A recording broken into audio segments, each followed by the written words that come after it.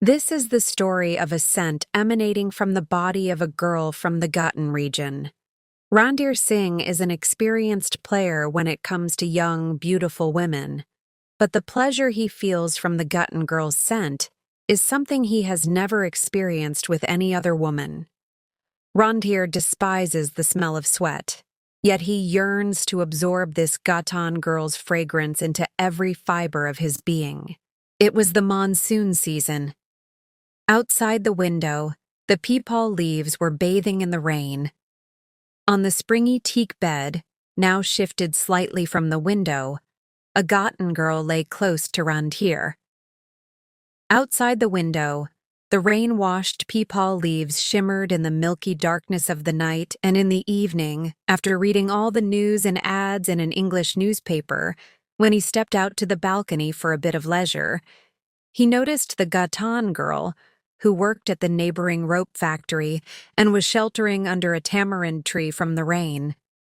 Coughing, she caught his attention, and he gestured for her to come up. He had been feeling a profound loneliness for several days. Due to the war, almost all the Christian girls in Bombay, who were usually available at low cost, had joined the auxiliary forces. Many of them had even opened dance schools in the fort area, exclusively for the military men. This made Randir very sad. One reason for his sadness was the scarcity of Christian girls. Another reason was that, compared to the military men, he was far more civilized, educated, healthy, and handsome, yet he was barred from the cafes simply because his skin was not white. Before the war, Randir had already been physically involved with several well-known Christian women from places like Nagpada and the Taj Hotel. He understood these relationships well far better, in fact, than the Christian men themselves. These were the kinds of women who treated romance like a fashion trend, and eventually settled down by marrying some fool. Deep down, Randir had invited the Ghatan girl upstairs mainly to take revenge on Hazel. Hazel lived downstairs in the same building. Every morning she stepped out in her uniform, her cropped hair tucked under a khaki cap tilted at an angle, walking as if everyone on the sidewalk should lay themselves flat beneath her feet. Randir often wondered why he felt so strongly drawn to these Christian girls. There was no denying that they knew exactly how to show off their bodies. They talked openly, without embarrassment, about the irregularities of their monthly cycles. They casually shared stories of past affairs, and when they heard dance music, their legs would start moving on their own. All of that was true, but none of it was unique. Any woman could have these qualities. When Randir signaled for the Ghatan girl to come upstairs, he wasn't at all sure he would end up sleeping with her. But soon after, when he noticed her clothes were soaked, he worried she might catch pneumonia. So he said to her, "Take those clothes off. You'll catch a cold." When Randir motioned for the Ghatan girl to come upstairs, he had no real certainty that he would sleep with her. But a short while later, when he noticed her clothes were soaked through, a different thought crossed his mind: that the poor girl might catch pneumonia. So Randir said to her, "Take off those clothes, you'll catch a cold." She understood what he meant. A shy redness spread through her eyes. Later, when Randir handed her his dhoti, she paused for a moment and then loosened her kashta. Because it was wet, the dirt on it looked even more pronounced. She set it aside and quickly wrapped the dhoti around her thighs. Then she tried to take off her tight blouse, whose two ends she had tied together in a knot. The knot seemed to sink into the small, grimy hollow between her strong breasts. For a long time she struggled to undo it with her worn-down nails, but the wet fabric had made the knot stubbornly tight. Finally, exhausted, she said something to Randir in Marathi, meaning, "What should I do? It won't come loose." Randir sat beside her and tried to untie it himself. When that didn't work, He grabbed one end of the blouse in one hand and the other end in the other and pulled hard. The knot suddenly slipped. His hands jerked apart with the force, and her two throbbing breasts were revealed. For a brief moment, Rondir thought that his own hands had shaped the soft, kneaded earth of the Gotten girl's body into two bowls, like a skilled potter working clay. Her healthy breasts had the same fullness, the same pull, the same freshness, the same warm coolness that newly shaped, unfired clay pots have when they first leave the potter's hands. Those young breasts, dusky in color and completely unmarked, held a strange kind of glow. Beneath the dark, wheat-toned skin was a faint layer of light, creating an unusual shimmer, a shine that wasn't really a shine at all. On her chest, the curves of her breasts looked like lamps burning on the muddy surface of a pond. It was the rainy season. Outside the window, the leaves of the peepal tree trembled just as they had all day. The girl's clothes, drenched with water, lay on the floor in a filthy heap. She was pressed close to Rondir, and the heat of her bare, grimy body stirred in him the same sensation one feels while bathing in the steamy, foul-smelling hot baths used by barbers during the bitter cold of winter. She clung to Rondir all night long. It was as if the two of them had melted into each other. They barely spoke, perhaps a word or two at most, because everything they needed to say was being expressed through their breathing, their lips, and their hands. All night, Rondir's hands moved over her breasts like a warm, weightless touch. Her small nipples and the thick pores spread. Around them in dark circles seemed to awaken. Under that touch, sending a trembling through the Gatan girl's entire body, so intense that even Rondir shivered for a moment. Rondir had encountered such tremors hundreds of times before. He knew them well. He had spent countless nights pressing his body against the soft and delicate, and sometimes firm, bodies of many women. He had been with women who clung to him completely, sharing the most private details of their homes, things never meant for outsiders. He had also been with women who did all the work themselves and never caused him the slightest discomfort. But this Gatan girl, who had been standing soaked beneath a tree, whom he had silently beckoned upstairs, was different. All night long, a strange scent rose from her body. It was a smell that was both fragrance and stench at the same time. He drank it in for hours. From her armpits, her breasts, her hair, her stomach, everywhere this scent, both unpleasant and intoxicating, filled every breath Rondir took. Throughout the night, he kept thinking that no matter how close she was, she would never have felt this close if her body did not give off that scent. A scent that crept into every fold of his heart and mind, blending into all his old thoughts and his new ones alike. That scent dissolved the girl and Rondir into each other for a single night.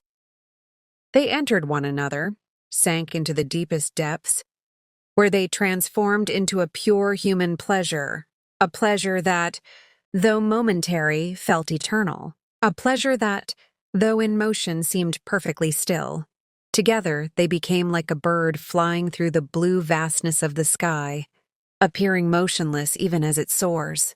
Rondir understood that scent well, the one that seeped from every pore of the Gatan girl's body, though he could not analyze it. It was somewhat like the earthy smell that rises when water is sprinkled on dry soil. But no, this was something else entirely. There was nothing artificial about it, no hint of lavender or manufactured perfume. It was completely real, raw and ancient, like the primal bond between woman and man. Rondir had an intense hatred for the smell of sweat. After bathing, he would usually apply scented powder to his armpits or use some kind of medication to suppress body odor. Yet, strangely enough, many times,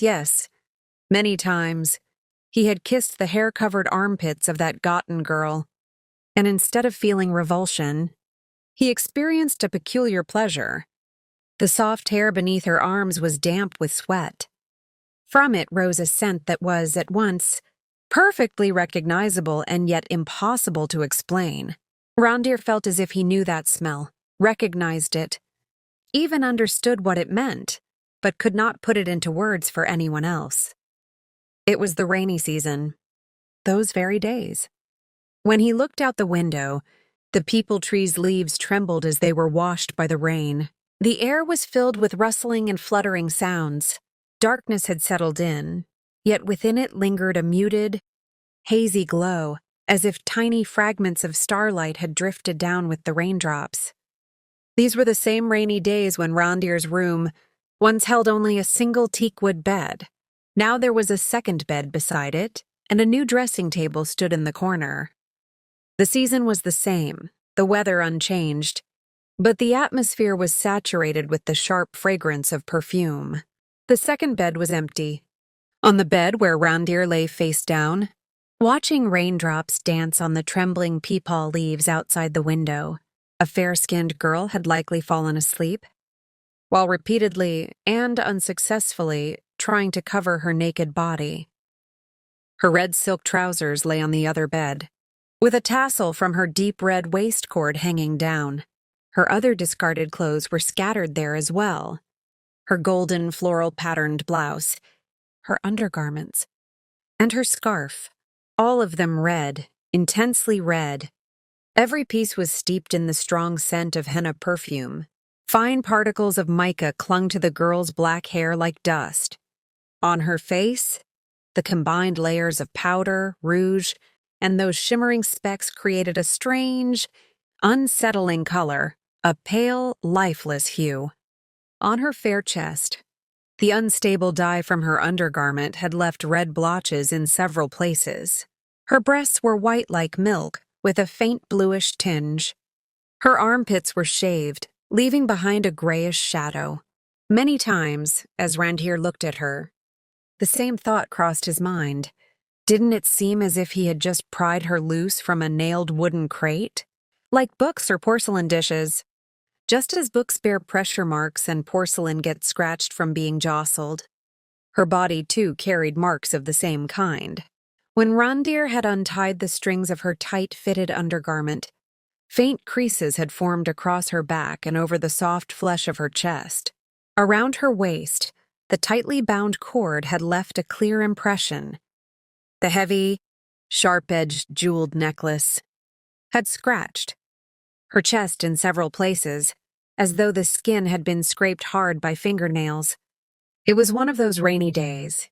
The raindrops falling on the soft, tender leaves of the peepal tree created the same sound that Randir had listened to all night long. The weather was pleasant, with a cool breeze blowing, but it was infused with the sharp fragrance of henna. Randir's hands lingered for a long time on the fair-skinned girl's chest, as white as milk, their touch as light as air. His fingers sensed the shivers running through her fair body, and he felt the subtle tremors in her soft flesh.